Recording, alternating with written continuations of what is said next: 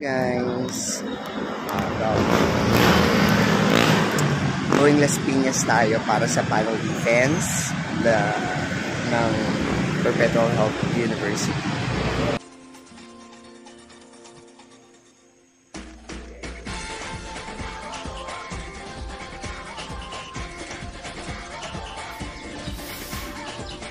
Sa release lang building.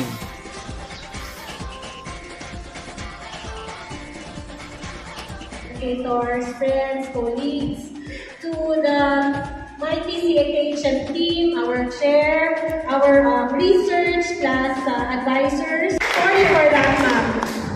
Okay, and next is Dr. Francisco Ramos. So you don't have to be worried kasi ang gaganda ng smile ng mga research center. So huwag tayong matatakot sa panel members natin kasi we have, for the panel members of HM Session A, we have the panel chair, Dr. Francisco Ramos, together with the members. Thank you so much, Miss Kim Nelisa, for the...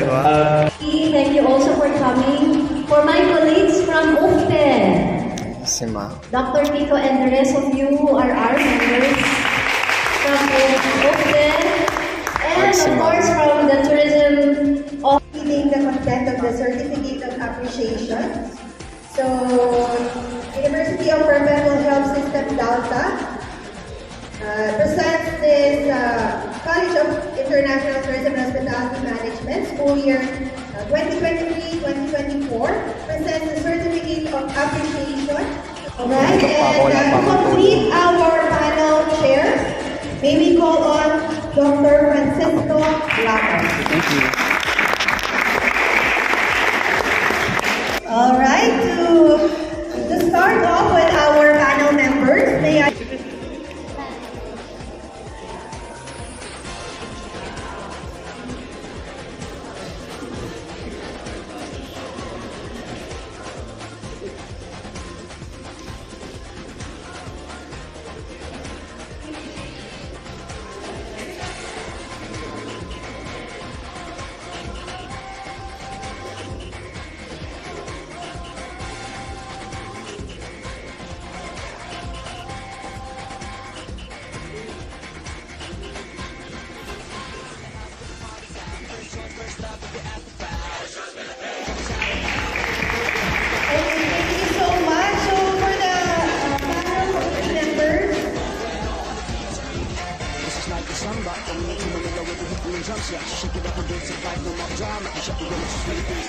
Ang bis namin mag-deliberate. But anyway guys, for the level of awareness of local tourists about the historical corridor of Las Piñas, UP basis for promotion as a cultural site, the panel members or the board of research panel would like to congratulate the group for passing this paper with minimal or minor revision. Congratulations.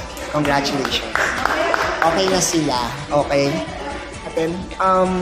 In terms of dun sa recommendation, kung po pwede natin i-anchor yung mga recommendations natin according dun sa mga significance natin for local community, for CTHM students, and for future researchers at yung OJT suppliers natin or employers, no? Yung mga transcript natin, paki-ano na lang, it's not really paraphrase, but you know, we can make it very acceptable for the norms naman. And then, ilagay natin sa appendices kasi masyadong mahaba, okay? So, yung mga ilalagay na lang natin doon sa chapter 4 would be very, very minimal or summarized, okay? Can I have the verdict naman? Sabihin ko na ba yung verdict? For your paper, insightful encounters, lived experience of employers with tourism students during their practicum. We congratulate both of you. We accept the papers with minor revision. Ninervous sila. Ninervous mo? But we would the panel members would suggest to add yung mga necessary respondents to make the study more credible. Okay? So, congratulations. So,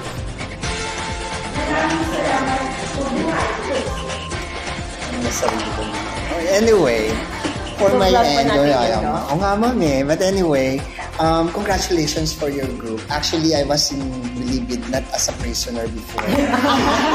Kaya alam ko yung feeling nang nag-defend kami sa law school. But anyway, na very friendly ang mga tao doon. And punitive kasi ang batas natin. So, but anyway, technicality-wise, yung natin sa tour guiding, yung colloquiality natin, problems natin. Actually, yun na yung pinaka-SOP natin. So, probably lang natin, parang i-itemize natin accordingly na 1, 2, 3, 4, and then we have the recommendations for that. And then, sa chapter 2, RRL, dagdag natin yung Global Code of Ethics for Tourism, specifically Article 1, Understanding and Respect. I just don't know if Article 9 is quite related dun sa rights of the workers, since the inmates might be future, workers. But anyway, with that, I'm giving the verdict for the University of Perpetual Health System Delta, Bilibid Extension School Tour Guiding Program, Baseline Study for Program Evaluation. We congratulate you for passing this paper. You passed with super minor revision or amendment. So congratulations. Pwede na kayo pumunta dito sa likod namin. Cheers tayo. Sure na? Ayun na. Sabihin ko sana, I'm sorry. Mabawiin. Ayan sila. For the last, for the verdict na lang din. For the title, let's make it doable with the advisor. Okay?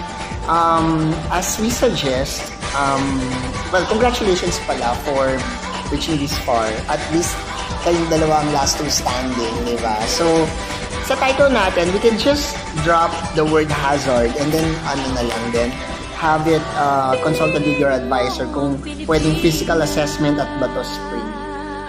Okay? Parang ganun na lang din. Or you can just put it sa scope and delimitation. Just check with your advisor for that. And then, yung recommendations niyo, please make it anchored with your specific significance. Diba? Yung para sa researchers, para sa stakeholders, ayan. So, summarize para sa kanila yung study. And then, pakidagdag na lang din sa UNWTO natin, Global Code of Ethics for Tourism.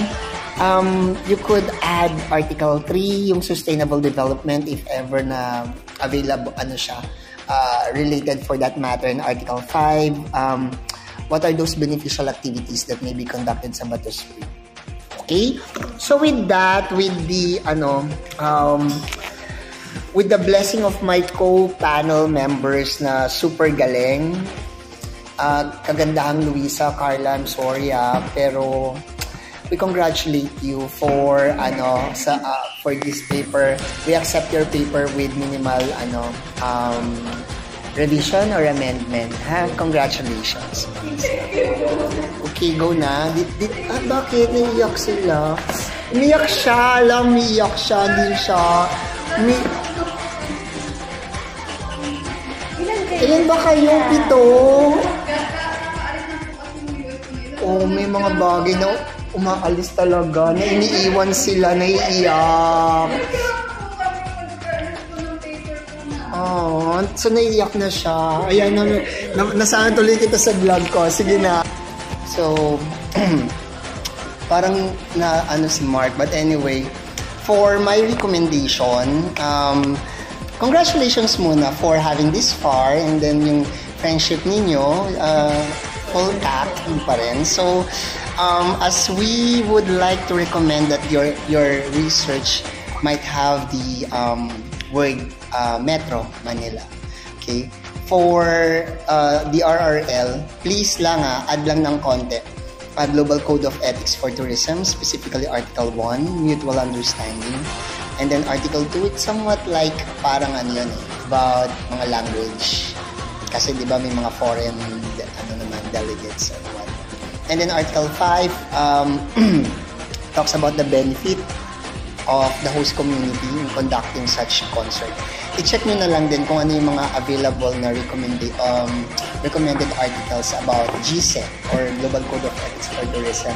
And then as I see to it, yung anchor recommendations natin, hindi siya naka-angkla dun sa mga significance natin. So, mas maganda if ever that you have this kind of significant of the study for CITHM students, meron din tayong recommendation. So, make it a point that you have recommendations for those significant people. And then, because of that, the verdict. Ayan. Yes, ma'am. Go po, please. Okay. As we, the panel members, decided your papers, backstage pass to fan insights investigating concert tourism and the motivations of concert goers in selected areas in Metro Manila. Oh, sorry. We accept your paper with revisions. Okay, so congratulations still. Ayan, so you pass naman. Okay, congratulations. May ano lang ha. Actually, I commend congratulations sa grupo natin. At least na tapos natin yung thesis. So for my end, I have the following. Sa RRL, you may relate your study with Global Code of Ethics for Tourism, UNWTO, Article number 2, Article number 3, at Article number 5. Depende sa ano mo yon sa gamit or sa relation niya sa study natin. Nano lang ako dun sa SOP natin. Siguro, in one of those 4, we could mention na visually impaired tawag dito, respondents. And then, for the anchor recommendations, you may relate it according to your number of significance for the PWD or visually impaired guests, for the CITHM researchers, for the city government of Manila, para at least na naka-anchor siya sa yung mga significant people na to. Makikita natin sa recommendation natin, ito pala ang bakit para sa Manila. Okay? That would... Yes, ma'am. Sige po. I-comment kayo kasi ang ganda ng inyong mga recommendations. No? Sana wag yung pamintuin dito yung inyong papel. Pag nalinis nyo siya, ano you suggest that you... So therefore, the study live experiences of visually impaired local Filipino visitors in the city of Manila towards inclusivity in accessible urban destination is hereby accepted with minimal amendments. So congratulations, guys. Ayan, congratulations. Iba, basta congratulations. So for the additional please incorporate all the suggestions of the dear panel members. For my recommendation, please add lang Global Code of Ethics for Tourism, Article number 3, Article number 5, 6, and Article number 9. So you might check if it is related to your study and then try to incorporate na lang dun sa RRL natin. Okay? I commend the statement of the problem. Ang ganda kasi hindi naman sa very traditional but definitely nakita ko yung variables, napakalinaw. And then from the variables, galing yun sa RRL ninyo, dun sa mga theories nila. So natuwa naman ako. So for the recommendation, just like the same, just like din sa other groups natin, please paki-anchor siya dun sa mga significant people for the CITHM researchers, for the local government.